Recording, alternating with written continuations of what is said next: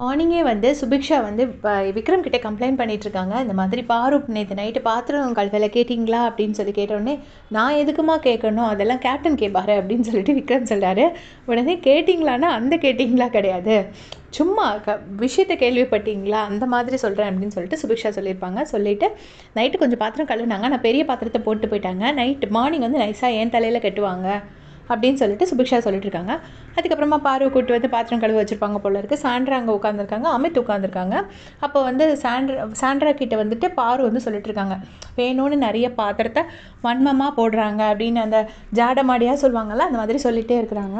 உடனே நாங்கள் அப்படி வன்மமாலாம் கிச்சனில் பண்ண மாட்டோமா, சமைச்ச பாத்திரத்தை போடுறோம் அப்படின்னு சொல்லிட்டு சாண்ட்ரா சொல்கிறாங்க. அதுக்கு வந்துட்டு இல்லை தேவையில்லாமல் நிறைய தான் போடுறாங்க, போட்டால் நான் சொல்ல தான் செய்வேன் அப்படின்னு சொல்லிட்டு பாரு சொல்கிறாங்க. இதே பாரு ஒரு 2 days பேக் என்ன சொல்லிட்டு இருந்தாங்கன்னா, சபரி வந்து செஞ்ச வேலையை சொல்லி காட்டுறான், நம்மலாம் என்னைக்காச்சும் சொல்லி காட்டியிருக்கோமா அப்படின்னு அமித் கிட்ட சொல்லும்போது அவரும் மண்டே ஆட்டிட்டு கேட்டுட்டு இருந்தாரு. அப்புறமா ஏதோ அமித்துக்கும் பாருக்கும் சின்னதாக ஒரு பாட்டு இந்த மாதிரி ஒரு சின்ன சண்டை வந்திருக்கும் போல இருக்குது. அதுக்கு ஏதோ சாண்ட்ரா சிரிச்சிருக்காங்க. ஏதோ ஒரு சின்ன சண்டைனா சும்மா ஃப்ரெண்ட்லியாக ஏதோ பண்ணியிருக்காங்க, அது என்ன பாட்டுங்கிறது தெரியல. உடனே சாண்ட்ரா ஊற்றுங்க அப்படின்னு, அதாவது எண்ணெயை எரியிற தீயில சாண்ட்ரா எண்ணெயை ஊற்றுறாங்கன்னு சொல்லிட்டு பாரு வந்து சாண்ட்ராவை குத்தி காட்டுறாங்க. உடனே சாண்ட்ரா சொன்னாங்க, நான் அப்படிலாம் பண்ண மாட்டேன், எனக்கு தெரியும், அதெல்லாம் உன்னோட வேலை, என்னையே சொல்லாத அப்படின்னு சொல்லிட்டு சாண்ட்ரா நல்லா ஸ்ட்ராங்காக சொன்னாங்க. சாண்ட்ரா ஸ்ட்ராங்காக சொன்னோடனே உண்மையிலே பார்வதி பயந்துட்டாங்க.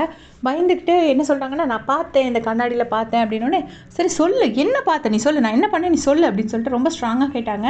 உடனே வந்துட்டு பார்வதி பயந்துக்கிட்டு, இல்லை அதெல்லாம் ஒன்றும் இல்லை, இப்படி கத்திக்கிட்டே இருந்தால் எனக்கு மறந்து போயிடும், ஞாபகம் வந்தோடனே சொல்கிறேன், நான் எல்லாத்தையும் ஞாபகம் வச்சுக்க மாட்டேன் அப்படின்னு சொல்லி பாரு சொல்கிறாங்க. திருப்பி சாண்ட்ரா சொன்னாங்க, நீ ஏன் ஞாபகம் வச்சுக்க மாட்டேன் பாரு, கரெக்டாக சொல்லு அப்படின்னு சொல்லிட்டு சொல்கிறாங்க.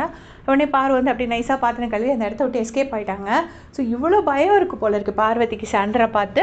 அதுக்கப்புறமா வந்து அமித் வந்து கத்திரிக்காயெல்லாம் சுட்டு, சொரக்காவை கீரெல்லாம் போட்டு அதுக்குள்ளே பூண்டெல்லாம் வச்சு சுட்டு, எல்லோரும் பாருங்கள் இது இப்படி தான் பண்ணணும், இதுக்கு ஹிந்தியில் பேர் லாத் தானே ஏதோ சம்திங் சொல்கிறாரு, சொரக்காவுக்கு ஏதோ ஒரு பேர் சொல்கிறாரு, சொல்லிவிட்டு இதை இப்படி தான் பண்ணுவோம் அப்படின்னு சொல்லி அவர் வந்து சமையல் டிப்ஸ் அப்போ வந்து சொல்கிறார், மெயினாக வந்து மஸ்டர்ட் ஆயில் போடணும், மஸ்டர்ட் ஆயில் போட்டு பண்ணால் தான் இதெல்லாம் நல்லாயிருக்கும் அப்படின்னு.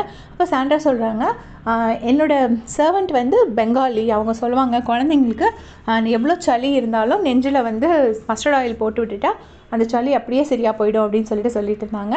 ஸோ இதே மாதிரி அப்படியே செஞ்சுக்க, சேனல் சப்ஸ்கிரைப் பண்ணிக்க. தேங்க்ஸ் ஃபார் வாட்சிங்.